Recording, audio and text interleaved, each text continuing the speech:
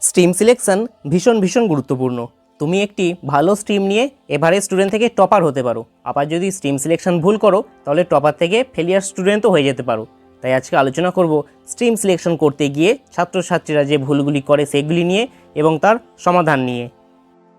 প্রিয় ছাত্রছাত্রীরা, student life YouTube চ্যানেলে তোমাদের সবাইকে স্বাগত। মিস্টেক নাম্বার 1, আমাদের প্রায় সবার মনে একটি ধারণা আছে টপাররা সায়েন্স নেবে, এভারেজ স্টুডেন্টদের জন্য কমার্স ভালো এবং পড়াশোনায় খারাপ ছেলেমেয়েরা আর্টস নেবে। এটা সম্পূর্ণ ভুল ধারণা। এভারেজ স্টুডেন্টরাও সায়েন্স নিতে পারে এবং টপার স্টুডেন্টরাও আর্টস নিতে পারে। মিস্টেক নাম্বার 2, লোক মনে করে সায়েন্স খুব শক্ত, কমার্স সায়েন্সের থেকে সোজা এবং আর্টস সব থেকে সোজা। কিন্তু বাস্তব হলো তিনটি স্ট্রিমই শক্ত আবার সোজাও, কারণ যে স্ট্রিমে তোমার ইন্টারেস্ট থাকবে সেটি সোজা লাগবে এবং যে স্ট্রিমে তোমার ইন্টারেস্ট নেই সেই স্ট্রিমটি শক্ত লাগবে। Mistake number 3, don't follow your friends, অর্থাৎ বন্ধুরা যে স্ট্রিম নেবে তুমিও সেই স্ট্রিম নেবে, এই ভুল করবে না। তুমি তোমার আগ্রহ ও যোগ্যতা অনুযায়ী স্ট্রিম সিলেকশন করো।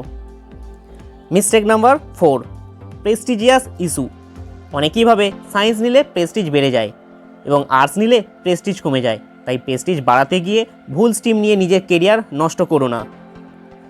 মিস্টেক নাম্বার 5, প্যারেন্টাল প্রেসার, অর্থাৎ বাবা মায়ের চাপ।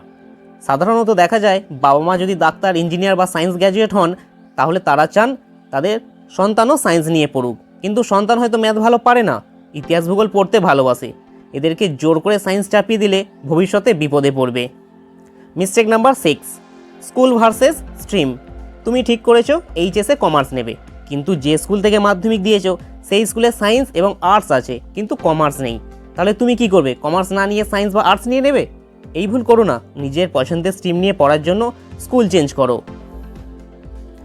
মিস্টেক নাম্বার 7, মাধ্যমিকের নাম্বার। তুমি অঙ্ক খুব ভালো না পারলেও মোটামুটি পারো, দেখা গেল মাধ্যমিকে অঙ্কের সাজেশন প্রায় সব কমন পড়ায়, তুমি অঙ্কে ভালো নাম্বার পেয়েছো, কিন্তু তোমার ভৌতবিজ্ঞানে আগ্রহ কম এবং নাম্বারও কম পেয়েছো। এই অঙ্কের নাম্বারের ভিত্তিতে যদি সায়েন্স নাও তাহলে বড় ভুল হবে, কারণ মাধ্যমিকের অঙ্ক এবং উচ্চ মাধ্যমিকের অঙ্কের মধ্যে অনেক পার্থক্য। এরপরও যদি ঠিক করতে না পারো সায়েন্স নেবে না কমার্স নেবে না আর্টস নেবে, তাহলে তুমি তোমার স্কুল টিচার বা প্রাইভেট টিচারের সাথে যোগাযোগ করো। তিনি তোমার আগ্রহ ও যোগ্যতা অনুযায়ী সঠিক স্ট্রিম ঠিক করে দেবেন। ভিডিওটি শেষ করার আগে বলি, তোমরা ভিডিও দেখছো কিন্তু সাবস্ক্রাইব করছো না, তাই প্লিজ ভিডিওটি অবশ্যই বন্ধুদের শেয়ার করে দিও। স্টুডেন্ট লাইফ ইউটিউব চ্যানেলটি সাবস্ক্রাইব করে দাও এবং পাশে থাকা বেল আইকনটি প্রেস করে দাও। এর ফলে যখনই ভিডিও আপলোড করা হবে তখনই তোমাদের কাছে পৌঁছে যাবে।